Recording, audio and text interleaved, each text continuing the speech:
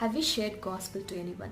2 தீமோத்தி 4ஆம் அதிகாரம் 2ஆம் வசனத்துல பால் தீமோத்திக்கு எழுதுகிறார், சமயம் வாய்த்தாலும் வாய்க்காவிட்டாலும் சுவிசேஷத்தை அறிவிக்கணும் அப்படின்னு சொல்லிட்டு. எத்தனை பேர் நம்ம சுவிசேஷ ஊழியத்துல ஈடுபட்டிருக்கிறோம்? வேதம் சொல்லுகிறது, சுவிசேஷம் நமக்கு பிரதான கட்டளையா கொடுக்கப்பட்டிருக்கிறது. ஆண்டவராகிய இயேசு கிறிஸ்து நம்ம ஒவ்வொருவரும் அவரை குறித்து அநேகருக்கு சொல்லணும் அப்படின்னு சொல்லி அதை கமாண்டா கொடுத்திருக்கிறாரு. ஆனா நிறைய பேர் நம்ம அதை யோசிக்கிறது கூட இல்லை.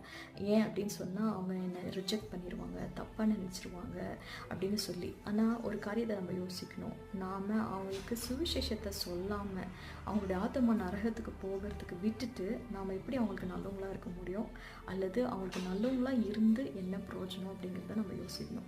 ஸோ இன்றைக்கி இந்த மாதத்தில் இசப்பா நான் ஒருத்தருக்காகவும் சுவிசேஷத்தை அறிவிக்கணும் அப்படின்னு சொல்லி ஆண்டவரத்தில் ஒப்பு கொடுத்து நம்ம ஜெபம் பண்ணும்பொழுது ஆண்டவர் ஏற்ற ஞானத்தையும் கிருபையும் தைரியத்தையும் நமக்கு கொடுத்து அனுப்புவார் ஆத்மாதாயம் செய்வதற்கு.